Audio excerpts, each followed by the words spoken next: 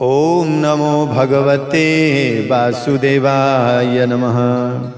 दर्शक एवं भक्तवृन्दहरू, चतुर्मास भागवतका कथाहरू श्रवण गर्दै तपाईँ र हाम्रो आजको यात्रा भाग 62 मा आइपुगेको छ।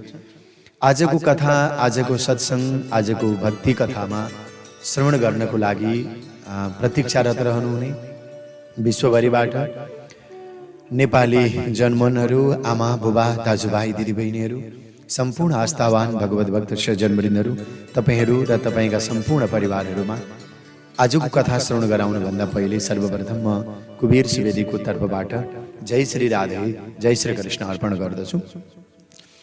भक्तवृन्दहरू, आजबाट हामी सप्तम स्कन्धमा कथा श्रवण गर्दैछौँ। यहाँहरूले एउटा जिज्ञासा राख्नु भएको छ, धेरैले यो 16 श्राद्धको बारेमा, पितृपक्षको बारेमा।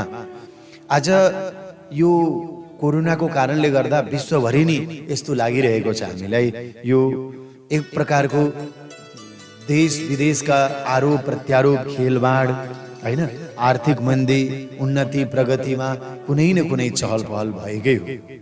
किनभने यो कुनै महामारी हुन्थ्यो भने एक प्रकारले कुनै ठाउँ सोत्तर हुनुपर्ने, कसैलाई छ कसैलाई छैन, तमाम यसका व्याख्याहरू, तमाम यसका कुराहरू अहिले हामीले सुन्न आइरहेका छौँ। आज यो विश्व त्रसित भएको बेलामा चाडपर्वहरू कसरी मनाउने, किनभने कहिले कहिले कस्ता फोन आउँछन् भने जस्तो कोहलपुरबाट मानिलिउँ एउटा कोहलपुरबाट सुर्खेत जानु पर्यो भने जान सकिँदैन। त्यो अवस्थामा बुबाको निधन भयो, कसैको बुबाको वार्षिकी श्राद्ध गर्नु पर्यो, यस्ता यस्ता अप्ठ्यारा परिस्थितिहरू आइरहेका छन्। अब हामीले नि यो 16 श्राद्ध भनेको अनिवार्य हो, किनभने नि जो तपाईँ हाम्रा बुबा आमाको मृत्यु भएको तिथिलाई एकोदिष्ट श्राद्ध भनिन्छ, हैन। जस्तो अरू कुनै महिनामा पनि बित्नु भयो भने अब यो भदौ, यो आश्विन महिनाको कृष्ण पक्षको पितृपक्ष भनिन्छ यसलाई चाहिँ। यो चाहिँ सबै पितृहरूका यी 16 वटा श्राद्धमा सबैको आफ्ना पितातर्फ, आफ्ना मावलीतर्फ सबैको गरिसकिन्छ, त्यसैले यसलाई 16 श्राद्ध भनिन्छ। यो अलग्गै भोजन हो क्या। ओहो, यो चाहिँ पितृहरूको तृप्तको लागि हो। आज हुन त 16 श्राद्ध लागे पछाडि यहाँहरूको र गुरुको कृपा छ, म 16 दिन पनि हामी पितृहरूको बारेमा, श्राद्धको दिनको बारेमा बोल्न पनि मलाई भगवानले त्यो कृपा गर्नु होला। यो अभिमान त होइन, तर गुरुको कृपा हो। यहाँहरूलाई म सुनाउँछु कथाहरू, केही प्रसङ्गहरू सुनाउने नै छु। तर पनि आजको हाम्रो विशेष प्रसङ्ग चाहिँ चतुर्मासमा के रहनेछ भने सप्तम स्कन्धमा गृहस्थ धर्मको निरूपणमा यहाँ भनिएको छ, गृहस्थीहरूले श्राद्ध कसरी गर्ने, के गर्ने, किन गर्ने। आज म त्यसलाई निकाल्छु अनि प्रहलाद चरित्र भोलिदेखि जुन्छौँ, किनभने अगाडि हामी पुरा तयारी हुने हो क्या। त्यसैले आजको प्रसङ्ग अझै विशेष रहेको छ। अब कतिले श्राद्ध गर्नुहुन्न होला, जस्तो पिण्ड दिनुहुन्न होला, तर्पण दिने परम्परा होइन होला, कतिको झन्डा गाड्ने पनि छ, कसैको चाहिँ आफ्नै आफ्नै तरिकाले मान्नु त हुन्छ होला। तर तपाईँका बुबाले, हजुरबाले जसले पिण्ड दिँदै आउनुभयो, श्राद्ध गर्दै आउनुभयो, यो श्राद्ध पूर्वक गरिने श्राद्ध चाहिँ विशेष प्रकारले गर्नुपर्छ। र फेरि जसले चाहिँ श्राद्ध गर्नु भएन, बुबा हजुरबाहरूले भने तपाईँहरूले परेन, तर परम्परा थियो भने देशकाले च पात्रे च श्रद्धया विधिना चयत पितृन् उद्देश्य विप्रेभ्यो दत्तम श्राद्धमुदारितम। विष्णु धर्मोत्तर पुराणमा भनेको छ, देशमा, कालमा, पात्रमा श्रद्धाले विधि पूर्वक पितृहरूको उद्देश्य गरी विद्वान ब्राह्मणहरूलाई दान दिनु नै श्राद्ध हो। श्रद्धया दियते कर्मम तत् श्राद्धम। श्रद्धा पूर्वक जुन चाहिँ कर्ताले दिन्छ त्यो श्राद्ध हो। यसपालि त कतिजना क्वारेन्टाइनमा पनि हुनुहुन्छ होला। अब क्वारेन्टाइनमा भएको बेला कहाँबाट श्राद्ध गर्ने भन्नु त? अब श्राद्ध त गर्नै पर्ने हो, श्राद्ध गर्नै पर्छ। त यो परिस्थितिबाट कसरी निस्किने त? मैले भने नि, वार्षिक आयो, कसैको मृत्यु भयो, त्यहाँ पनि जान पाइँदैन, कति धेरै पीडा छ। त्यसो भएको हुनाले यो परिस्थितिलाई पनि हामीले हेर्नुपर्छ, देश काल परिस्थितिलाई पनि हेर्नुपर्छ। धर्म गर्नको लागि शरीर मिलेको हो, अब फेरि शरीरको लागि मात्रै धर्म होइन। त्यसैले यो चोटि राम्रो सावधान भइयो, सुरक्षित भइयो, पितृहरूसँग क्षमा मागियो भने अर्को वर्ष पनि खुसी बनाउन सक्छौँ, अथवा हामीले अरू बेला पनि श्राद्ध गर्न सक्छौँ। फेरि एकोदृष्टि श्राद्ध जो कोठामा बस्नु भएको छ नि भक्तवृन्दहरू, एकोदृष्टि श्राद्ध जहीँ गरे पनि हुन्छ। यो तीर्थमा गएर गरे पनि भयो, होइन, गाईको गोठमा गएर पनि भयो, नदीका किनारमा पनि भयो। पार्वण श्राद्ध घरमै बस्नु पर्यो। अब कति कोठामा बस्नु भएको छ, भाडामा बस्नु भएको बेला आफ्नो पिताजीको पार्वण तिथि भनेको बुबाको मात्रै गर्ने हो। यदि बुबा जीवित हुनुहुन्छ, आमा हुनुहुन्न भने पर्दैन, यो 16 श्राद्ध गर्नु पर्दैन। यहाँहरूले ढुक्क हुनु होला। जसका बुबा जीवित हुनुहुन्छ नि, यहाँहरूले आमाको श्राद्ध गर्नु पर्दैन। एकको दृष्टि एउटामा गर्ने हो। तर आमा जीवित हुनुहुन्छ, बुबा बित्नु भयो भने चाहिँ पार्वण गरिन्छ बुबाको तिथिमा, हजुरबुबाको तिथिमा। यो सरासर हो। हाम्रो धर्मदर्शनबाट हिजो एउटा भिडियो पब्लिक पनि गरेका छौँ, त्यहाँ पनि हजुरहरूले हेर्नुहोला। र यो सबै कुराहरूबाट पुरा छर्लङ्ग बुझ्नुहुनेछ। त्यसैले अब कतिजनाले कोठामा श्राद्ध गर्नुहुन्छ कि हुँदैन, हेर्नुहोस्, सानो तरिकाले सुरक्षित तरिकाले हामीले गर्दा भयो। कोठा तपाईँले भाडा तिरेर बस्नुभएको छ, घरमा पैसा तिर्नु भएको छ, त्यो तपाईँकै हो। तपाईँले यो नसोच्नु कि म अर्काको घरमा बसेको छु भनेर। शुल्क तिर्नु भएको छ नि त, निःशुल्क हुनुहुन्न नि त। त्यसो भएको हुनाले यस्तो छ, अब बाहिर फेरि पनि जान पाइँदैन, पार्वण श्राद्ध हो म भन्दै थिएँ। त्यसो भएको हुनाले तर के हो भने गृहस्थीहरूको अधिकार भनेको देवताको कार्यलाई बरु एकछिन थन्काएर पितृहरूलाई हात चाहिँ जोड्नु पर्यो। त्यसैले म भनौँ, यो चोटि कति क्वारेन्टाइनमा हुनुहुन्छ होला, पिताजीको तिथि आयो थाहा छ तपाईँलाई भने हात उठाइदिने। अब आमा नहुनेहरूले चाहिँ आमालाई चाहिँ सम्मान नगर्ने भन्दा गर्ने मातृ नवमी आउँछ क्या, त्यसबारेमा म यहाँहरूलाई सुनाउला। यो 16 श्राद्धको जुन नवमी तिथि हुन्छ नि, कृष्ण पक्षको नवमी तिथि, मातालाई यसो फोटोलाई सम्मान गर्ने, के गर्ने हामी जानकारी गराउँ। तर आज हाम्रो यो गृहस्थ धर्मको निरूपण हो श्राद्ध भनेको, बहुत धेरै। जसले गर्दा तपाईँले आज हामीले शरीर पायौँ, हामीले यो देह पायौँ। त्यसैले तपाईँ हामीले पितृहरूको स्वरूपलाई सम्झेर आराधना गर्ने न मेलो न हो। हाम्रो शरीरमा पनि पिण्ड थियो, पानी थियो, त्यही भएर सन्तानहरू जन्मिए। हाम्रा पनि पूर्वजहरूमा पिण्ड पानीको सम्बन्ध छ, यही हो, अरू केही होइन।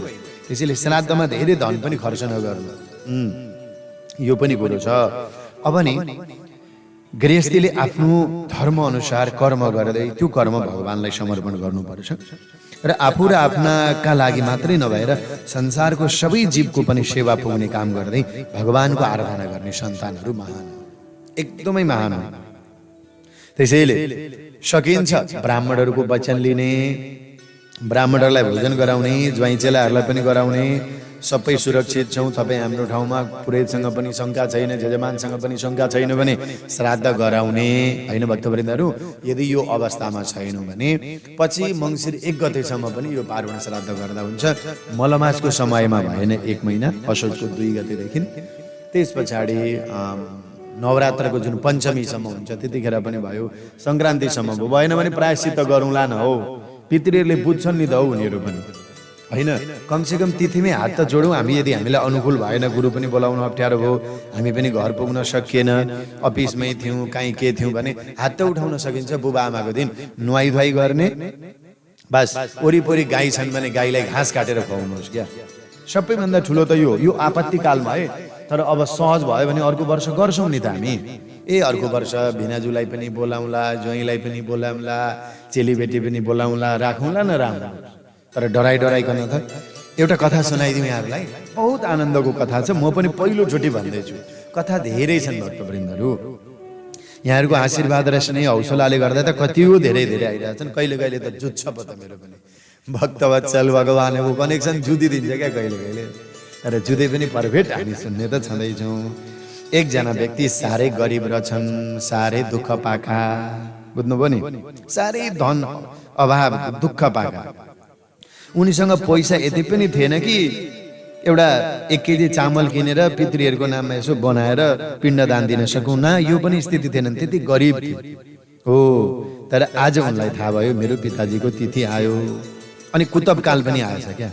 यो कुतबकाल भनेको त साह्रै धेरै मध्याहको बेला पर्छ। यो श्राद्धको समयमा त कुतबकाल भनेको लगभग 11 बजेर 34 मिनट पछाडि यस्तो समय त एकदम राम्रो हुन्छ श्राद्ध पितृहरूको लागि त एकदमै कुतबकाल भनेको। अब आयो कुतबकाल पनि आयो र उनलाई मनमा बिचैनी भयो, आज मेरो पिताजीको श्राद्ध, मसँग यति धन पनि छैन, यति लाचारी छु, यति अभाव छु, मसँग केही नै भएन। अब घबरायो, आत्ति डराए, रुन थाले। आफ्नो पिताजीको तिथिमा गर्न पाएन नि त। सबैभन्दा धेरै ठुलो श्राद्ध चाहिँ यो है। कपाल त मुण्डन त पुरै गरेको छ, तमाम जमाम गरेको छ, तर आस्था बगाएन, श्रद्धा गरेन, समर्पित भएन भने के पो गर्नु हो। श्राद्धमा त नि बडा विचित्र पो कुरो छ। त्यसैले एउटा कुरो त म के भन्छु, जिउँदै हो खुसी पार्ने, त्यस पछाडि मृत्यु पछाडि पनि प्राप्त गर्छन् यस्ता सन्तानले दिएको। अब हेर्नु है, यी त रुन पो थाले त यी व्यक्ति त। अनि उनी एकजना रुँदै रुँदै एकजना विद्वान गुरुसँग गएछन्। कुतबकालको समय आयो, म के गरौँ, मेरो बुवाको आज श्राद्ध हो, म यति लाचार यति अभाव छु, मसँग केही पनि छैन भनेर भन्दा विद्वानले भनिदिनुभयो, हेर बाबु तिमी पीर गर्नु पर्दैन, धनको अभावमा, समयको अभावमा, स्वास्थ्यको अभावमा यसरी पनि श्राद्ध गर्न सकिन्छ। उ त्यहाँ मेरो गौशालामा जाऊ भनिदिनु भएको छ। किन, त्यहाँनिर छेउमा घाँस छ, एक मुठो घाँस काटेर गाईलाई खुवाइदेऊ। भक्तवत्सल भगवानको आनन्द आयो नि भक्तवृन्दहरू। ती विद्वान गुरुले के भनिदिनु भयो, विद्वान त्यो तैँले कपाल मुण्डन गर्नुपर्छ, यहाँ 5 वटा सिधा राख्नुपर्छ, 4 वटा ऋषि, अवस्था हेर्नु परेन भक्तवृन्दहरू। को हो त विद्वान? शास्त्र सनातन धर्ममा कट्टर कहीँ पनि छैन, सहजता छ, भाव पनि छ, अभाव पनि छ। अभावमा के गर्ने, ती विद्वान गुरुले भन्नुभयो तिमी बेचैन हुनु पर्दैन बाबु, चिन्ता लिनु पर्दैन। उ त्यहाँ छ, ठ्याक्कै कुतब बेला छ, उ त्यहाँ त्यो घाँस काट्ने के भन्छ, उ त्यता हँसिया भन्छ होला, कचिया जे भन्छ, उ त्यहाँ छ, त्यसले गएर घाँस काटेर लगेर तिमीले गौमातालाई खुवाइदिनु, दौडिहाल भनिदिनुको। यति मनमा खुसी भयो, खुसी भए यति दौडेर गएर अनि त्यस पछाडि घाँस काटे। अनि ती विद्वानले भनिदिनुभयो आफ्नो पिताजीको नाम याद गर, पिताजीको नाम याद गरे, लगेर गाईको मुखमा लगेर खुवाइदेऊ। ती दीन व्यक्तिले, ती गरिब व्यक्तिले उनलाई लगेर उनले गएर गौमातालाई घाँस मुखमा लगेर खुवाइदिए। उनका पितृहरू तृप्त भए, उनको अनुहारमा पनि खुसी आयो। पछि देवलोकको प्राप्त भयो र केही समय पछाडि उनलाई धन धान्य सुख समृद्धि पनि बढेर गयो। पद्म पुराण गयो फेरि, मैले मुखले बोलाएर भनेको होइन, कथा बहुत लामो छ, पछि सुनाउला। एतद पुण्य प्रसादेन गतौसौ सुर मन्दिरम, पितृहरू पनि दिव्यलोक गए। त्यसैले यस्तो परिस्थिति नआउला भन्न सकिएको थिएन, यसपालि टक्रक्कै आयो। सम्भवै छैन। हामीहरू कति देशको सेवा गर्ने सैनिकहरू पनि हुनुहुन्छ, राष्ट्र सेवकहरू हुनुहुन्छ, पुलिस प्रशासन हुनुहुन्छ, यहाँ तमाम फोनहरू आउँछन् मलाई भक्तवृन्दहरू। त्यसो भएको हुनाले अब यस्तो परिस्थितिमा कहीँ नजाने, तपाईँहरू ढुक्क हुनुहोस्, अर्को वर्ष गरौँला न, अर्को श्राद्धै नगर्नु चाहिँ भनेको, अनुकूल पर्दा गर्ने। तर यस्तो पितृहरूको तिथिको दिन चाहिँ यति चाहिँ आओस्। यी गरिब जस्तै हो, गरिब हामीसँग केही भएन, धन भएर के गर्नु भन्नु त, सबै पसल बन्द भएपछि काम गर्यो त त्यो पैसाले। त्यसो भएको हुनाले यस्तो अभावमा हामीले के गर्ने त भनेर भन्दा यसरी नै अब गाई पनि नहोला सबैतिर त, अब हो त, गौ पनि छैनन् गुरु भनेर तपाईँहरूले कमेन्ट गर्नुहुन्छ। यो अवस्थाको पनि सावधान म गराउँछु। कहाँ भनेको छ, विष्णु पुराणमा भनेको कुरो हो। गाईलाई घाँस पनि खुवाउन पाइएन, आफ्नो पिताको तिथि पनि आयो, देश विदेशमा हामी अड्क्यौँ अथवा जान आउन पाइनौँ। यो अवस्थामा के गर्ने त भनेर भन्दा बिहान उठेर स्नान गर्ने, स्नान गरिसके पछाडि शुद्ध कपडा चाहिँ लगाउने, कपडा चाहिँ शुद्ध होस्, धोए, शुद्ध भनेको नयाँ पर्दैन, फेरि धोएको कपडा होस्, यानि कि टोइलेट शौचालय नगएको कपडा होस्, त्यो कपडा लगाएर दक्षिण दिशातिर दुवै हात मेरा पितृगणहरू, मसँग श्राद्ध गर्ने धन पनि भएन, समय पनि भएन, म सुरक्षित पनि छुइनँ, धनधान्यको अभाव छ, बन्धु बान्धवको अभाव छ, गुरुजनहरूको पनि अभाव छ, मसँग श्रद्धा त छ, हजुरहरूको भक्ति त छ, हजुरहरूलाई गर्ने श्रद्धा पनि छ, तर तपाईँहरूलाई अहिले मैले तृप्त बनाउन सकिनँ। तपाईँहरूलाई तृप्त बनाउन सकिनँ। मेरो वचनद्वारा हजुरहरू तृप्त हुनुहोस् भनेर दुवै हात आकाशतिर देखाइदिने हो भने हो, यस्ता व्यक्तिहरूका पितृहरू अति प्रसन्न हुन्छन्। उठायो छोराले हात उठाए, सन्तानहरूले आज यो अप्ठ्यारोमा परे भनेर पनि भएन, समय पनि भएन, म सुरक्षित पनि छुइनँ, धनधान्यको अभाव छ, बन्धु बान्धवको अभाव छ, गुरुजनहरूको पनि अभाव छ, मसँग श्रद्धा त छ, हजुरहरूको भक्ति त छ, हजुरहरूलाई गर्ने श्रद्धा पनि छ, तर तपाईँहरूलाई अहिले मैले तृप्त बनाउन सकिनँ। तपाईँहरूलाई तृप्त बनाउन सकिनँ। मेरो वचनद्वारा हजुरहरू तृप्त हुनुहोस् भनेर दुवै हात आकाशतिर देखाइदिने हो भने हो यस्ता व्यक्तिहरूका पितृहरू अति प्रसन्न हुन्छन्। उठायो छोराले हात उठाए, सन्तानहरूले आज यो अप्ठ्यारोमा परे भनेर मनमनै उनीहरूले हृदयबाट आशीर्वाद दिन्छन्। पितृहरूले आशीर्वाद दिए भने देवताको मन्दिरमा पनि गएर धेरै नाक रगडिरहनु पर्दैन। उठायो छोराले हात उठाए, सन्तानहरूले आज यो अप्ठ्यारोमा परे भनेर मनमनै उनीहरूले हृदयबाट आशीर्वाद दिन्छन्। पितृहरूले आशीर्वाद दिए भने देवताको मन्दिरमा पनि गएर धेरै नाक रगडिरहनु पर्दैन। हो भक्तवत्सल भगवानको समस्त मातृपितृहरूको जय हो। समस्याको समाधान यही हो है भक्तवृन्दहरू। पछि धन पनि भयो, इष्टमित्र पनि भए, हामी गरौँला न हौ श्राद्ध कर्तामा। श्राद्ध गरेर भरौँ। तपाईँलाई श्रद्धा लाग्यो भने गर्नु। यो समय पनि कहीँ ब्राह्मण भोजन गराउन मन लाग्छ अथवा कुनै गौशालामा गौ सेवा गराउन मन लाग्छ, हो यो अवस्थामा गर्दा भयो। आदरणीय श्रोताहरू, यस कारणले गर्दा श्राद्ध कार्यमा साधन सम्पन्न व्यक्ति छ, सबै कुराहरू मिल्यो भने वित्त साठ्य पनि नगर्नु। वित्त साठ्य भनेको के हो गुरु भन्नु होला, कन्जुसियाइ पनि नगर्नु। वित्त साठ्यम न समाचरे न समाचरे, आफ्नो सामान र श्रद्धापूर्वक गर्नु पर्दछ। अरू केही भएन भने देश विदेशमा हुनुहुन्छ भने आमा काँचो अन्नद्वारा अथवा आफ्नो रुपियाँ पैसाद्वारा आफूलाई जसलाई विश्वास लागेको छ, श्रद्धा लागेको छ, ब्राह्मण वचना सर्वम परिपूर्णमस्तु जस्तो लागेको छ भने त्यस्ता व्यक्तिहरूलाई पनि हामीले श्रद्धा गर्न सक्दछौँ। त्यस्ता व्यक्तिहरूलाई दिए पछाडि पनि हाम्रा पितृहरूले अवश्य प्राप्त गर्नुहुन्छ। अब भक्तवृन्दहरू, त्यसैले यो अप्ठ्यारोको परिस्थितिमा मैले यहाँहरूलाई बताएँ, किनकि यो नबताइकन मैले भएकै थिएन भक्तवृन्दहरू। किनभने नि हामी कति धेरै दुखी छौँ यो चोटि, कति धेरै मनमा पीडा छ। कसैका छोरा, कसैका बुहारी, कसैको लास देश विदेशमा छ। हामी कति परिवारहरूले त्यो भोगी पनि रहेका छौँ। तर पनि के हो भने पीडा त छ, तर त्यो पीडामा पनि हाम्रो संस्कार पनि रहोस् अनि हामी सुरक्षित पनि रह्यौँ भने हाम्रो भोलि जीवनमा अरू उन्नति हुन्छ नि, अरू प्रगति हुन्छ। गृहस्थी धर्म नि त्यसको लागि हो। त्यसैले अरू केही भएन भने हुँदा ब्राह्मण बोलाउने, सबै बोलाएर गर्ने, नभए गाईलाई घाँस खुवाउने, त्यो पनि भएन भने हात उठाइदिने बास दक्षिण दिशातिर, अथवा यति त हामी सक्छौँ एउटा शुद्ध लोटामा जल लिने। आफ्ना पिताजीको तिथिका दिन, त्यो तिथिको दिन लोटामा जल लिएर अलिकति कालो तिल हालिदिनु, सेतो तिल होइन। विशेष गरेर पितृहरूलाई कालो तिल चल्छ है, कालो तिल लगाइदिनु त्यो पानीमा। छ भने कुश राखिदिनु, छैन भने कुश पनि परेन, धुबो शुद्ध जल, तिल, कुश, दुबो जे छ, अनि तुलसाको मोठमा हुन्छ कि एउटा कहीँ हुन्छ, दक्षिण दिशातिर फर्केर पितृहरूको नाममा तर्पण दिनु। बुबा हुनुहुन्न, बुबाको नाममा दिनु, हजुरबाको नाम आफै लिएर ओम स्वधा भन्नु, ओम सर्व पितृभ्यो नमः भन्नु।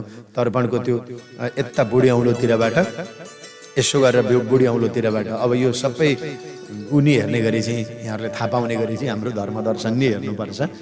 यहाँहरूले त्यसमा हेर्नुहुनेछ, थाहा पाउनुहुन्छ कसरी तर्पण पितृहरूलाई जल दिने भनेर।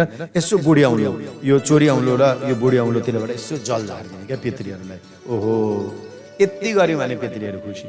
अनि केही गर्न मन लाग्यो भने सिधा गर्ने, टिका लगाइदिने, त्यो पनि भएन भने पर्दैन। अनि हामी त्यस पछाडि हामी गरौँला। पितृहरूले हामीले आशीर्वाद दिनुहुन्छ, श्राप दिनुहुन्न, किनकि यो सङ्कटको अवस्थामा पितृहरूले झन् हामीलाई समाधान गराइदिनुहुन्छ। कुरो बुझ्नुभयो भक्तवृन्दहरू? यो अरूलाई पनि जानकारी गराइदिनु होला, कसैलाई पीडा नहोस्। यहाँहरू धेरैजना बिचैन पनि हुनुहुन्छ, त्यसो भएको हुनाले चतुर्मासको कथामा मैले भन्नै पर्ने हो। यो अगाडि यहाँ अब श्राद्ध भनेको के हो, एकचोटि हामीले यो कुरालाई पनि बुझौँ। अग्निको मुखमा गरिएको हवनले भगवान त्यति खुसी हुनुहुन्न होला जति दिन दुखीहरूको सेवा गर्दा हुन्छ, ब्राह्मणहरूको सेवा गर्दा हुन्छ हैन। धन अभावमा भएका व्यक्तिहरूलाई दिँदा हुन्छ, सत्कार्यमा खर्च गर्दा हुन्छ, त्यति नै प्रसन्न हुन्छ। अरे पैसाले आजसम्म कसलाई पुगेको छ भन्नु त? यावद् भ्रियेत जठरं ताव सत्वं हि देहिनाम् अधिकम योभिमन्येत सतेनो दण्डमर्हति। मनुष्यका लागि त्यति नै धनमा अधिकार छ। कसले? जतिले उसको भोक मेटियोस्। त्यो भन्दा धेरै सम्पत्ति राख्यो भने मान्छेले अन्याय गर्न थाल्छ। त्यसका लागि कहीँ न कहीँ अर्काको भाग हरण गरेको हुन सक्छ, दण्ड पनि मिल्छ फेरि।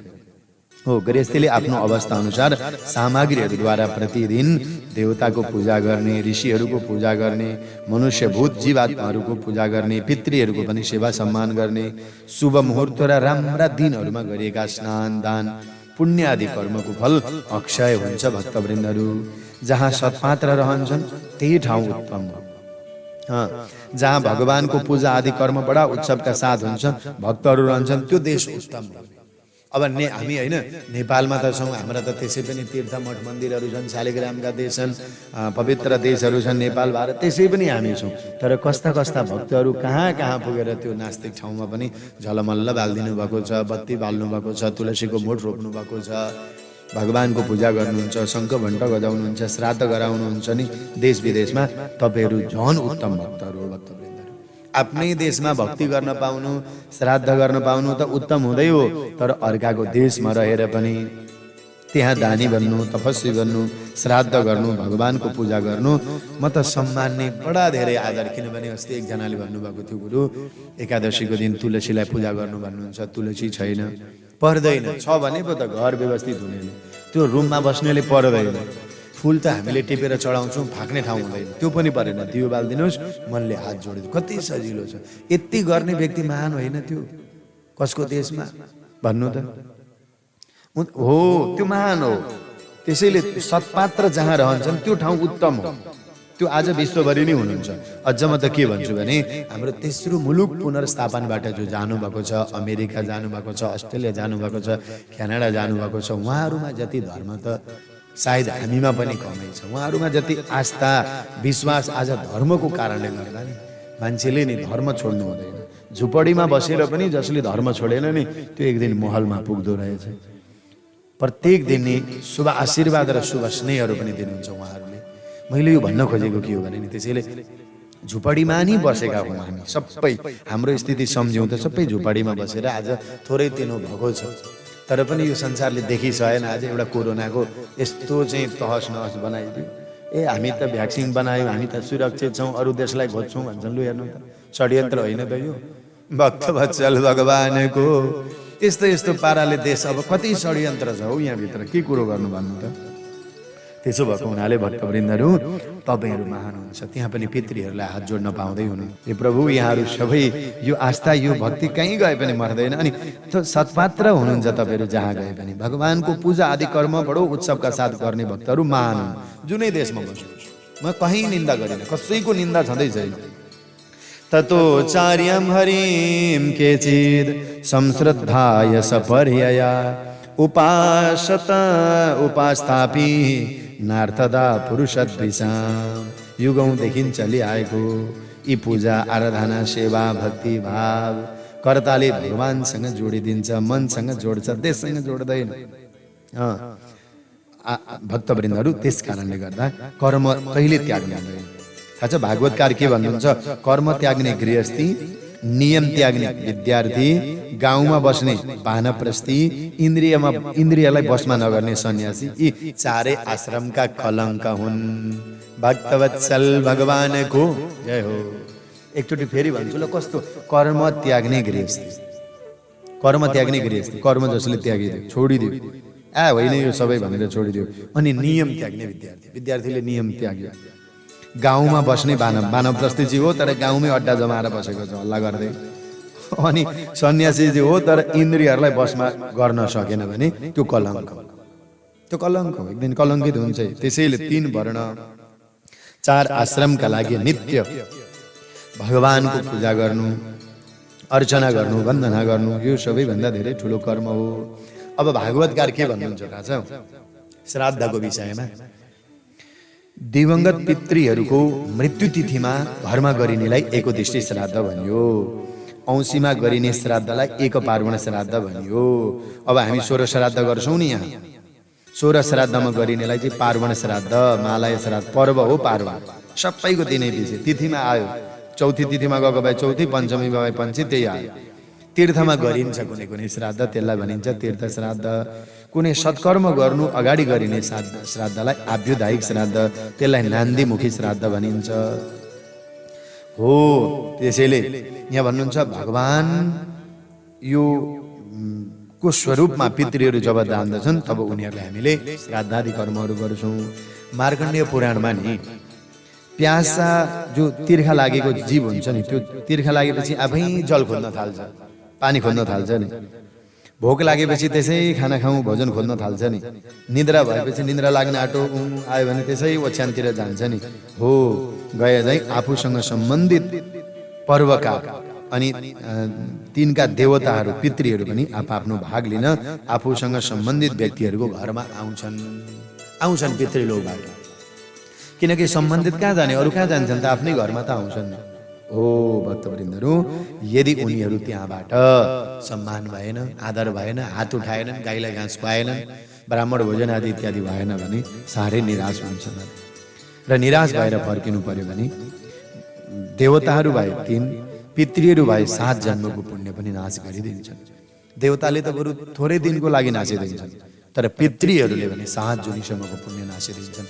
पुण्य गयो भने नि धन पनि, त्यो धन भएर पनि केही छैन, पुण्य सकिनु भएन हाम्रो जीवनमा। बुझ्नुभयो नि? त्यसैले भक्तवृन्दहरू, सम्बन्धित पर्वका दिन देवता तथा पितृका नाममा जे गर्नुपर्ने सो काम हामीले मान्नु पर्दछ, गर्नु पर्दछ। पितृहरूलाई निराश बनाएर नफर्काउँ। पुण्यको स्नान नै यही हो, सबैभन्दा पुण्य नै यही हो। अब अर्को कुरो, श्राद्धका दिन श्राद्धमा चाहिने सामान जुटाउन नसके पितृहरूलाई जे सम्झ्यो, अन्न सिधा दान गर्नु, त्यो पनि सकिएन भने मैले अघि भने नि गौमातालाई घाँस दिनु, पितृहरूको नाम उच्चारण गर्नु हात उठाएर, सूर्यनारायणतिर हेरेर दुवै हात उठाइदिनु। आज मेरा पितृहरूको श्राद्धको दिन हो, परिस्थितिले मलाई साह्रै लाचार छु, अत मेरा पितृहरूको तृप्ति हजुरहरूसँग प्रार्थना गर्दछु, सूर्यलाई नमस्कार गर्नुहोस् त। श्राद्ध गरे जस्तै हुन्छ। अप्ठ्यारो परिस्थितिमा छ भने फेरि कन्जुस चाहिँ होइन, नसक्नेको लागि मात्रै हो यो आजको चर्चा। तर सक्दै कसैले यसो गर्दछ भने फेरि दोष लाग्छ। त्यसकारण पितृहरू उसँग रुष्ट भयो भने, केही गर्न नसके पनि आज हामीहरूले यो परिस्थितिमा केही कुनै मन्त्र तन्त्रहरू आएन भने यसो हात उठाइदिएर पूर्व, यसो दक्षिण पूर्व हुँदै ओम स्वधा भनिदिने, बास सर्व पितृभ्यो नमः भनिदिने, 3 पटक स्वधा स्वधा स्वधा भनिदिनु होला, काम भयो। असहज परिस्थितिमा हाम्रो नि यो देखिने शरीर भनेको स्थूल शरीर हो है भक्तवृन्द। यसभित्र एउटा शरीर हुन्छ, त्यसलाई मनोमय शरीर भनिन्छ। यसभित्र पनि अझै सबैभन्दा महत्त्वपूर्ण, जसको अस्तित्व बिना कुनै पनि शरीरको अस्तित्व रहँदैन, त्यसलाई भनिन्छ प्राणमय शरीर हुन्छ। अनि शरीरको कुनै अङ्ग काटिएर अलग भयो भने पनि त्यो काटिएको अङ्गलाई दुख्दैन क्या। तर आफ्नै शरीरमा रहेको यो मनोमय प्राणलाई चाहिँ दुख्छ नि। औँलो काट्यो भने त्यो गएको औँलालाई दुख्दैन क्या, पुरै औँलो काट्यो भने यतै आफैलाई दुख्छ नि, शरीरले दुखेको अनुभव गर्छ। त्यसैले मान्छे मर्दा उसको स्थूल शरीर, भोग शरीर पञ्चतत्वमा विलीन त हुन्छ, तर मनोमय शरीर हुन्छ नि, प्राणमय शरीरको नाश हुँदैन। हो त्यही शरीरले आफूले स्थूल शरीरमा बसेर गरेको कर्म अनुसार फल भोग्छ। अरे त्यो फुटबल हुन्छ नि, हो खेल्ने, ग्राउन्डमा खेल्ने हो भकुण्डो, त्यो गोल, त्यो भकुण्डो फुट्दैमा भित्रको हावा नासिँदैन क्या, हावा हालेको हुन्छ नि त भकुण्डोमा। त्यो गोल फुट्यो भने हावा सकिन्छ त? सकिँदैन नि। त्यसैले बाहिरीको हावामा फैलिन्छ त्यो हावा, हावै त सकिँदैन। त्यस्तै मान्छे मर्दैमा ऊ भित्रको आत्मा नासिँदैन। आफ्नो कर्म अनुसार प्रकृतिभित्रै कहीँ न कहीँ बसेको हुन्छ। त्यस्ता आत्माको तृप्तिको लागि नि श्राद्ध हो। मनाउँछन् अहिले श्राद्ध, के गर्नु भन्छन् हाम्रा ठुला बडा नेताहरू त। अनि ऊ फलानो जयन्ती भन्दै माला लाउन पुगिरहेका हुन्छन्। हेर्नु न, कविता वाचन गर्न पुगिरहेकै हुन्छ। कस्तो ढोङ छ क्या। अनि हामीलाई चाहिँ धर्म गर्नु हुँदैन, श्राद्ध गर्नु हुँदैन, यो सब पूजा, यस्तो नास्तिकता फैलाइदिए। ओहो, आज त्यस कारणले गर्दा देश लुटिरहेको छ। चोक्टा लाम्टा पारेर खान मान्छेहरू तयार भएर बसेका छन् चारतिरबाट भक्तवृन्दहरू। योभन्दा पीडा अरू के हुन सक्छ हामीलाई? त्यस कारणले त्यसैले आत्मा तृप्तिको लागि यहाँ जन्म जयन्ती भन्दै रिबिन काट्दै हिँड्ने, फुलमाला लगाउने, नुहाइधुवाइ गराउने मूर्तिलाई चाहिँ गर्छन्, दिवस मनाउँछन्। तर हामीले त्यसैले श्रद्धाञ्जली के हो? श्राद्ध हो। त्यसैले श्राद्धमा पिता पहिलो कुललाई वसुगण, पितामह दोस्रो कुललाई रुद्रगण, प्रपितामह तेस्रो कुललाई आदित्यगण भनिन्छ। त्यसैले हाम्रा दिवंगत भएका पितृहरू मनोमय एवं प्राणमय शरीरद्वारा नै यिनै 3 गणको क्षेत्रभित्र बस्नुहुन्छ। श्राद्ध गर्दा पितृहरूका रक्षक अर्यमादि तथा देवता विश्वदेवाको स्मरण गर्दै पितृहरूको नाम र गोत्र उच्चारण गरेर तर्पण पिण्डहरू दिन्छ। र हामीद्वारा दिएका ती वस्तुहरू नै पितृहरूका लागि देवताहरू, पितृका देवता पितृका देवता विश्वीय देवताहरूले हाम्रा पितृहरूले जुन जुन लोकमा जुन जुन शरीर धारण गरेर बस्नु भएको छ त्यही शरीरलाई पुजाइदिनुहुन्छ भोजनको रूपमा भन्ने कुराहरू आज मैले चर्चा गरेँ। सप्तम स्कन्धमा गृहस्थ धर्मको निरूपणमा श्राद्धको चर्चा मैले अगाडि नै सुनाएँ। त्यसैले भक्तवृन्दहरू यो प्रसङ्ग सबैको लागि उपयोगी बनोस्, सबैको समस्या समाधान अवश्य पनि हुनेछ भन्दै आजको निर्धारित समय अब सकिसकेको छ। यहाँहरू सबैलाई धेरै धेरै धन्यवाद। यहाँहरूको माया, यहाँहरूको सम्मान, यहाँहरूको हौसला साथ सहयोगको लागि सबैलाई धेरै धेरै साधुवाद। जय श्री राधे, जय श्री कृष्ण।